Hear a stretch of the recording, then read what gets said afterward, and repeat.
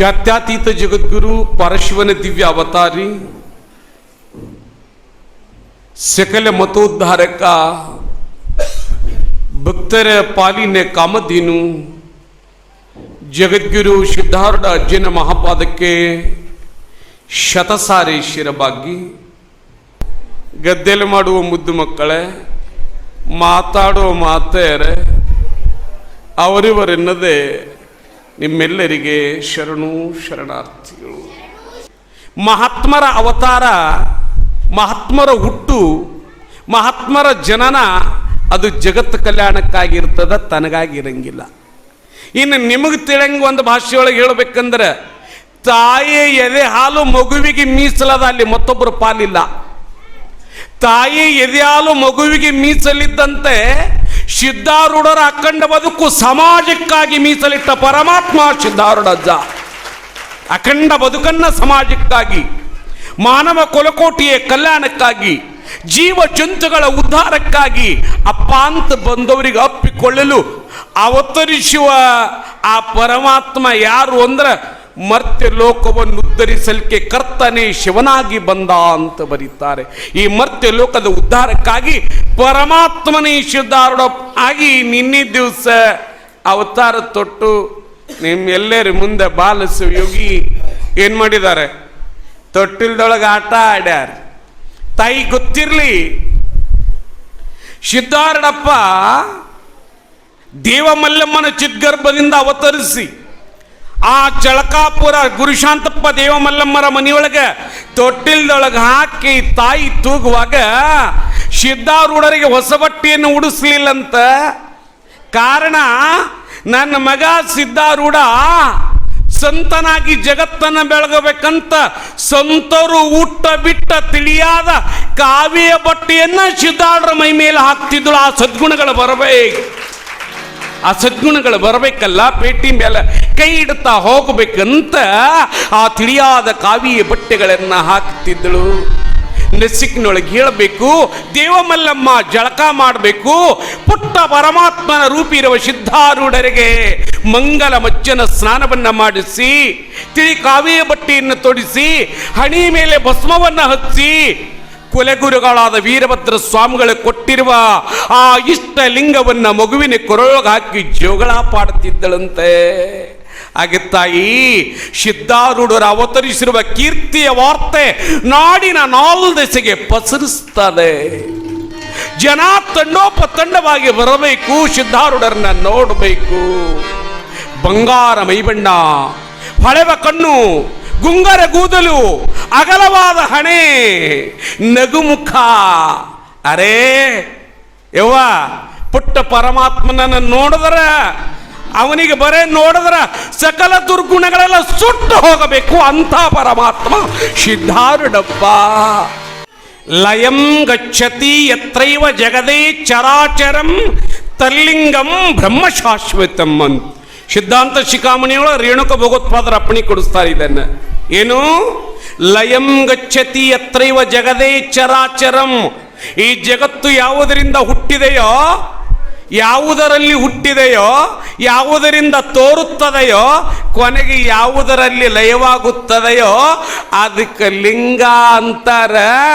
ಅಂತ ಲಿಂಗವನ್ನ ಸಿದ್ಧಾರೂಢರ ಕುಲಗುರುಗಳಾಗಿರ್ತಕ್ಕಂಥ ವೀರಭದ್ರ ಸ್ವಾಮಿಗಳವರು ಅಪ್ಪ ಸಿದ್ಧಾರೂಢ ತೊಟ್ಟಿಲ್ದೊಳಗಿದ್ದಾಗ 5ನೇ ದಿವಸಕ್ಕೆ ಕಟ್ಟಿರ್ತಕ್ಕಂಥ ಐದೀಶಿ ಮಹಾಲಿಂಗವನ್ನ ತಾಯಿ ಆದವಳು ಆ ಮಗುವಿನ ಕುತ್ತಿಗೆಗೆ ಕಟ್ಟಿ ಅವನಿಗೆ ವಿಭೂತಿ ಹಚ್ಚಿ ತಿಳಿ ಕಾವಿಯ ಬಟ್ಟೆಯನ್ನ ತೊಡಿಸಿ ಬೆಳೆಸ್ತಾಳೆ ತಾಯಿ.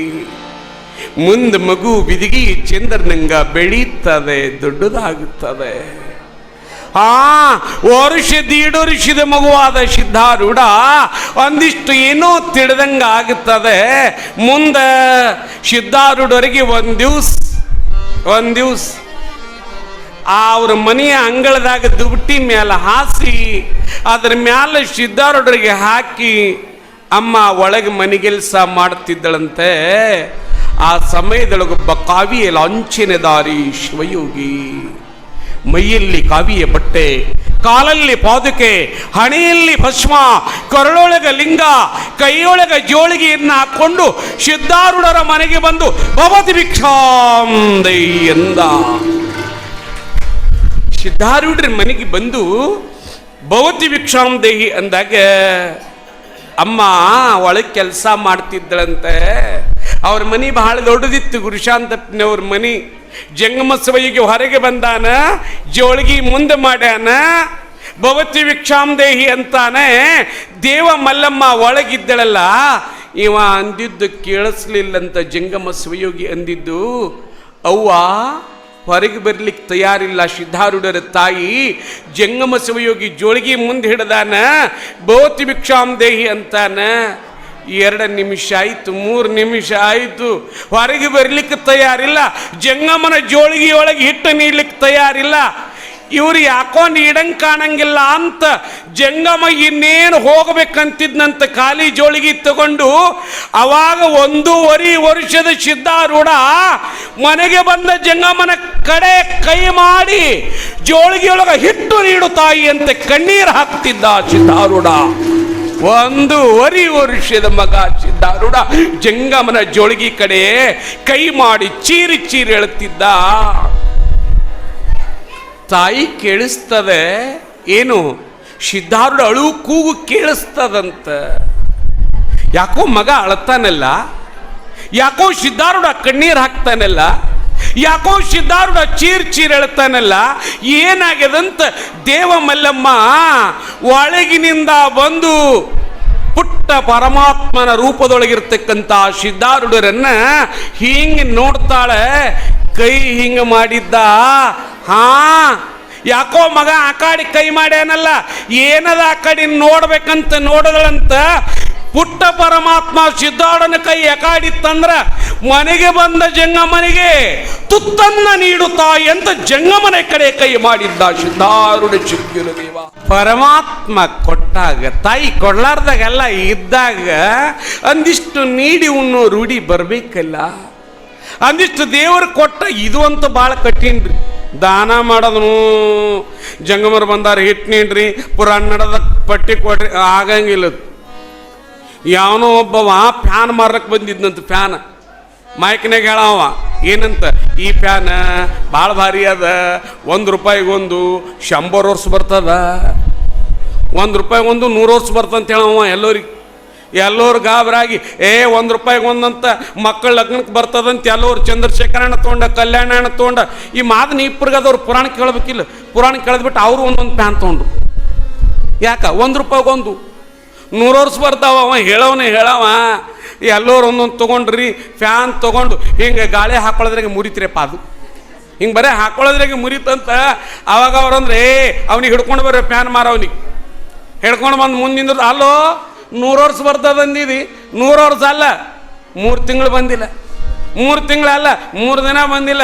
ಗಾಳಿ ಹಾಕೊಳ್ಳೋದ್ರಾಗೆ ನಿನ್ನ ಫ್ಯಾನ್ ಮುರಿದದ. ಈಗ ನಿನ್ನ ಫ್ಯಾನ್ ನಿಂತ್ಕೋ, ನಮ್ಮ ರೊಕ್ಕ ನಮಗೆ ಕೊಡು ಅಂದ್ರ. ಅವ ಹೇಳ್ದಂತ, ನನ್ನ ಫ್ಯಾನ್ ಭಾಳ ಭಾರಿ ಅದ, ನಿಮಗೆ ಗಾಳಿ ಹಾಕೊಳಕ್ ಬಂದಿಲ್ಲ, ಭಾಳ ಭಾರಿ ಅದಂದ.